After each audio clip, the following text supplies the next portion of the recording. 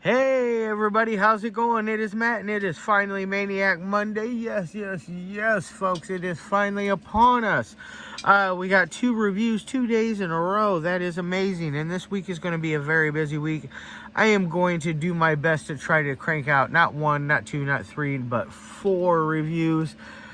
5 if I really am feeling up to it, but 4 is the magic number I'm really shooting for.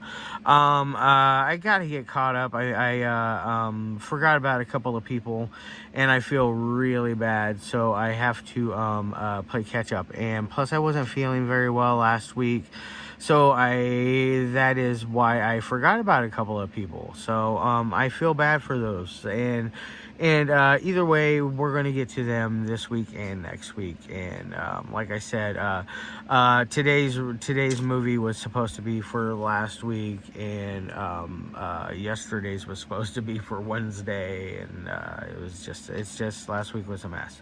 But anyways, before I go on to anything else, I want to wish each and every one of you a great morning, evening, dawn, day, or dusk, because life really is too short as is. Please do like, share, and subscribe. I love seeing each and every one of you every Monday, Wednesday, Friday, if time permitting. This week I'm going to try to do Monday, Wednesday, Friday, Sunday. And then also check out the description box. I always give you a little bit bigger of a taste of the daily film that I am reviewing, and I'll put in the brief synopsis, which I never write that myself. I always get that from the back of the box, or IMDb, or wherever else I find it, a suitable version of it. I'm not a writer, and I'm working on that. But anyways, and then also I give you your starring cast, your director, your runtime of the cut I am watching, MPAA rating if there is one that exists, the year it was made, some trivia if I find anything worthwhile of mentioning, and then of course a link for either a trailer or a scene from the movie itself. And then sometimes with certain films I will put a link for a spot to purchase it. Now if you ever if that's never in there and you're having a hard time finding it, just let me know. I will do my best to try to find a copy for you. Not all the time I am able to do that, especially here in the United States, because I do own a lot of stuff that is super out of print.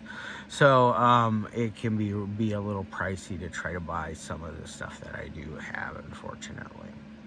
Now that I got all that out of the way, let's roll on to the movie of the day. And today's is a masterpiece in a modern day masterpiece. It was made here in 2023, or released in 2023. It is none other than Donald Farmer's Debbie Does Demons. And it is so much fun. I love the title. Obviously it is a play on Debbie Does Dallas, which is a classic pornography film from back in the 70s. I've seen the first 2 of those, and I remember laughing a lot because they are just so ridiculous and off the wall and fun and silly. But so is this. It's silly and fun, but it's one that I am definitely going to find myself purchasing a copy. Culture Shock released this one on Blu-ray, just to let you know. They are a partner label from Vinegar Syndrome. So if you have that Vinegar Syndrome app on your phone, your smartphone, your iPhone, that will be on your device there, if you have that downloaded, which I do. I go on there quite often and just kind of peruse stuff just to see what they have and prices and this and that and the other. I wish a couple of the other companies would do a app like that, but we will see what the future brings us. But anyways, definitely give that one a look. It's definitely give Debbie Does Demons a look. It's basically what you got here is there's this TV show hostess named Debbie who hosts a show called Debbie Does Demons. She is basically kind of obsessed with this demon spirit from I think they said 300 years ago, if memory serves me correct. I watched it at like 6 o'clock this morning, so I am a little sleepy still. I haven't taken a nap at all today. I didn't want to. I watched the trailer like 3 or 4 times today too, just because I wanted to get just another little taste of it. But it's fun. But she's obsessed with this demoness character, and she finds out that there's this girl played by, I don't know, I'm sorry if it's Morrigan or Morrigan, Thompson. I think you're an absolute awesome chick. I think you're great. Martian Girl Massacre, I believe is what it's called. I can't wait for that. I want to see that. I believe that's going to be part of Donald Farmer's next film, the Amityville Aliens film, which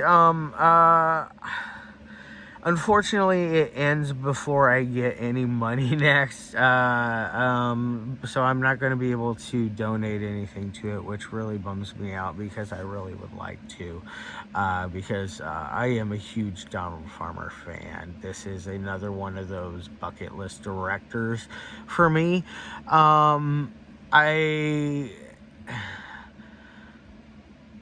I don't own very many of his films. I own Shark Exorcist, I think is probably it, unfortunately. But I've been eyeing a lot of his other stuff, and I'm going to be hopefully purchasing things here within the next, I can't get anything next month, but September, October, November, December, and so on and so forth. I'm hoping I can buy a little bit here and there, along the way to make up for that, because I've seen several of his films. I do not own them, unfortunately, and it makes me sad because he's one of those directors. I feel like I connect with his films enough to stay entertained, and I never once pick up my phone and get bored. They're always fun.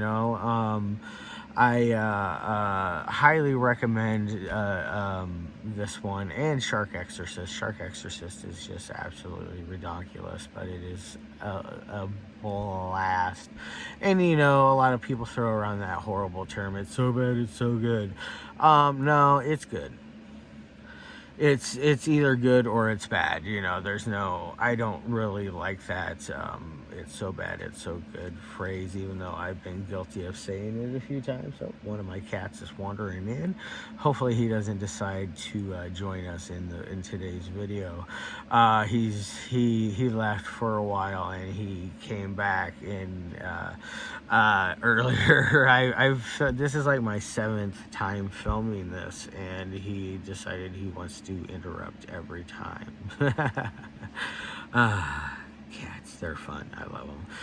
But anyways, now you have this whole story with they're doing a Morrigan, and there's Dixie Girls in this. Rebecca Reinhardt's also in here as well.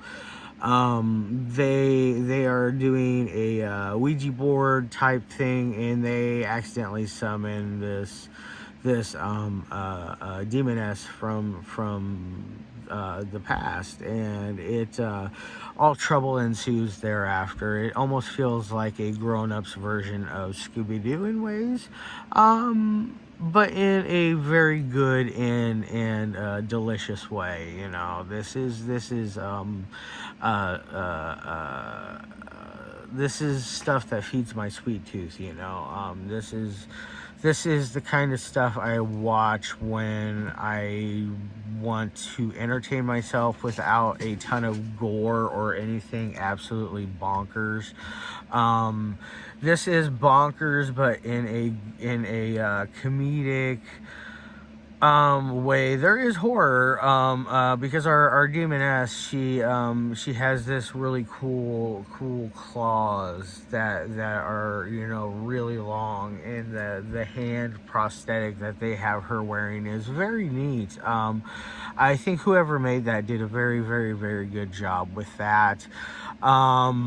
Our demoness is an absolutely drop dead gorgeous woman, by the way, and she is walking around topless the entire time. The only thing she's wearing is a pair of underwear and a cape, and it's rather nice. I'm not gonna lie, I liked it. I like that. And then Rebecca Reinhardt, she's great in this. She's not in it for very long. She plays a nun, nun number 1, I believe. It's nun number 1 or nun number 2, but I'm pretty sure it's number 1. And then Morrigan plays the demoness's long distant relative, cousin, and that's how things come about, essentially. And when the demoness does come back, she happens to confront Morrigan, and she has this scene where she makes out with her, and then she starts to spit up this fluid, this liquid that is very icky and gross, and she goes in and has all these crazy convulsions, and which, by the way, a good job on that acting there, you know. I thought you did pretty good, convincing job of having like a seizure or like an epileptic seizure or something along those lines. You know, it was very believable for the most part, I would say, especially when you started spitting out the stuff and you started like it looked like you were grinding your teeth some, which is a telltale sign of somebody who's having a seizure. They grind their teeth, and they tend to bite their tongues, and you don't want to stick your fingers or anything in there because they will bite it, and yeah, they used to tell us for years to jam a spoon down there, which I think they debunked that and said it was a bad idea. But either way, awesome scene. I don't want to give away any much further beyond that point, because you find out characters when they start intertwining together, like as far as Debbie, she comes in, and her cameraman, who plays he's a very rotund character, very funny, very silly. I like his character. He's plays a zombie in one scene, which made me laugh really hard. Because Debbie even makes a comment that he attempted to cop a feel on her and grow her breasts, and it made me die laughing. But either way, as far as any kind of ratings would go with this amazing little film, on a 1 through 5 scale, I'm going to give this thing a 4 out of 5. Yes, I just gave a Donald Farmer film a 4 out of 5. I know a lot of hardcore film snobs will disagree with me, and that is quite all right. I am perfectly okay with that, and I stand firm and stand tall with my decision. There's nothing that will sway that or change how I feel, because this is, I feel, out of all of the films that I have seen of Mr. Farmer's, this is probably one of his best, probably his most well-made film, most polished. That's what's really exciting me for Amityville Aliens, because every film as he has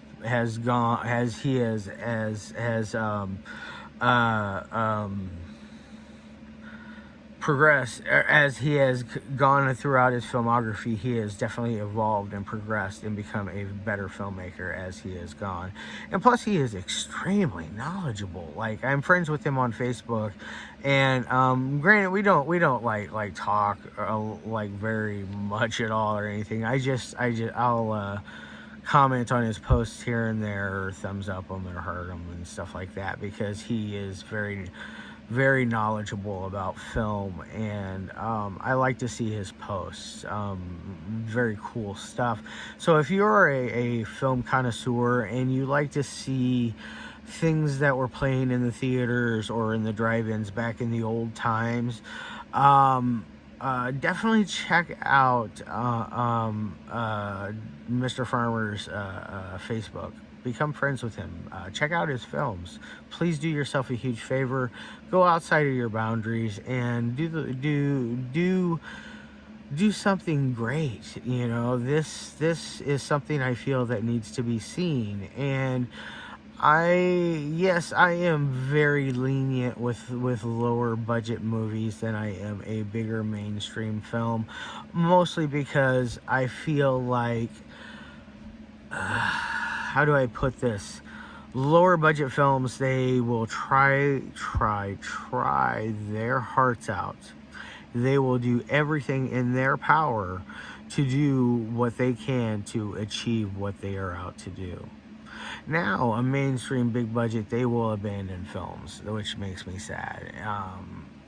There's been several films throughout history that has been abandoned or lost, or just flat out not released because of certain reasons or another. You know, it is what it is. Alright guys, like I said, 4 out of 5. I love your faces. I'm up over 16 minutes now. I gotta get the hell out of here. I'm gonna try to do another review tomorrow. It's either gonna be tomorrow or Wednesday. It's a short, so I'm gonna really push for tomorrow. So do pop in. Shoot me a note if you really want, if I'm slacking. Say, hey Matt, you know, you said you were going to do a review for us today. Yes, you were going to do a short. It was a short. It's for a short, so it should be super easy for you to do. Yes. All right, love your faces.